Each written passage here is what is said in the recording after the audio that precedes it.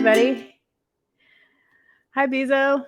Hey, I'm just talking about tonight the power of our shame stories and what happens when we tell our shame stories. If we can get some of our power back, but I'm gonna kick that off uh, when a few more people come in. Hi, everybody.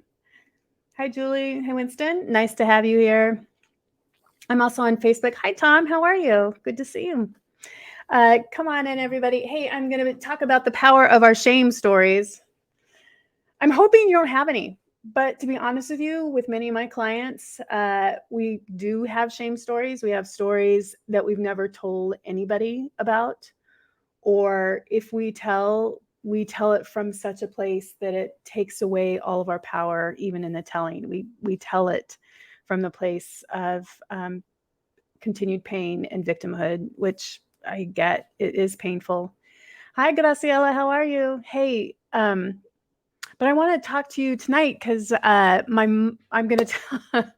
My mom doesn't know this. Maybe I should probably check with her first. But she had a story, and I'm going to tell you the story because I'm so proud of her and how she managed it.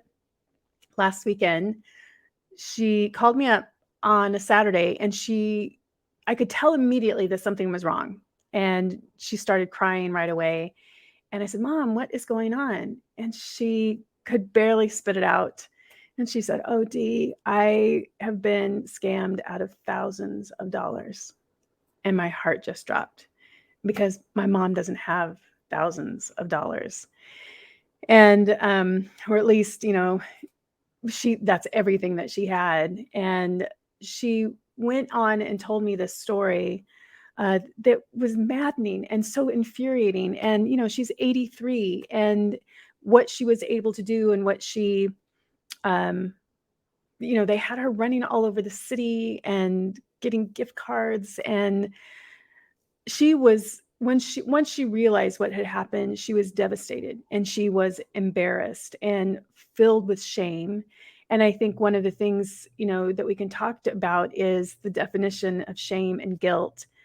And, guilt is I did something bad, and shame is I am someone who's bad. And she, in that moment, I think she was started telling herself a story that she was a bad person, that she fell for something, that how, and she started telling herself a story. How stupid could I be? I can't believe I did this.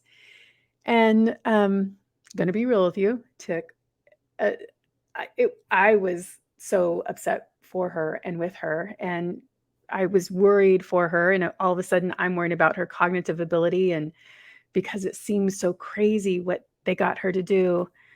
But I just stayed with it. And thankfully, I had just taken a class on trauma and knew that what she needed most was just a place to tell this story in non-judgment, and for someone to be able to listen to her story and be able to become curious with her, but not place any judgment on it, so that she could kind of code this story and not put it in a trauma space in her brain, right? And so I was able to, walk her through kind of what happened and what she needed to do with it, with the information after telling me, and kind of walked her off the ledge of where she was. And then just kept in touch with her. And, what I was able to tell her was it was just money, and I know that can feel crazy, but the honest truth is it's just money. She has her house, she has food on the table, she's fine and she's okay. And being scammed is horrific. And being scammed in that particular way as an elderly person is infuriating. And, it's impossible to catch these folks. I don't know how these folks continue. Well, they obviously have a moralistic code that is different than anything I can believe in. So anyway, over the week, I kept checking in with her. And by yesterday, when I touched base with her again, she said this, Deanna, I'm fine. And I realize that this too will pass. I went in and I checked all of my credit cards and I've changed everything and I've closed everything down. I've opened up new checking accounts. I've talked to people. In fact, I talked to my neighbor about it, and it just so happens that he had been scammed out of thousands of dollars just 2 weeks before. And once she realized that she wasn't alone, that she wasn't the only person that this had happened to, and as I had told her, I said, "Mom, oh my gosh, I have to tell you, I know so many people who either know someone or it's happened to them that they have been scammed." I think shame lives in the darkness. Shame lives in the state, in the place where we think we're the only ones who've ever experienced this. And that's what keeps us small, keeps us frightened. And when we have these shame stories, we can't possibly show up fully as ourselves because we're always trying to figure out, what are they going to think if they really knew who I was?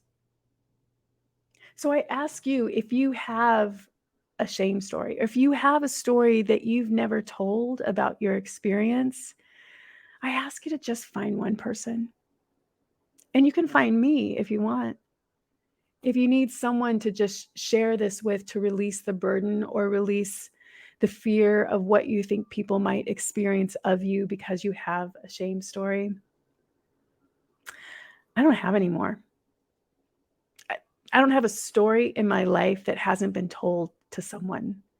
I found safe spaces to tell my stories, of stories that I thought would make me less lovable, less human. And the reality is they actually make us way more human by having these shame stories, because everybody has them. And I even offer this up to you if you want to do it anonymously. I have a page on my website. Graciela knows this, right? About the 100-word stories. But if you want to just tell me anonymously, and we'll figure out a way for you to be able to submit that to me anonymously, your shame story, you can certainly do that as well.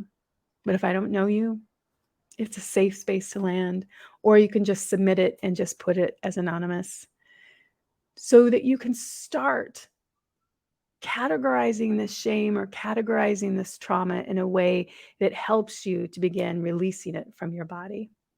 I hear you, Graciela. There isn't anything that you've done that someone else hasn't experienced as well.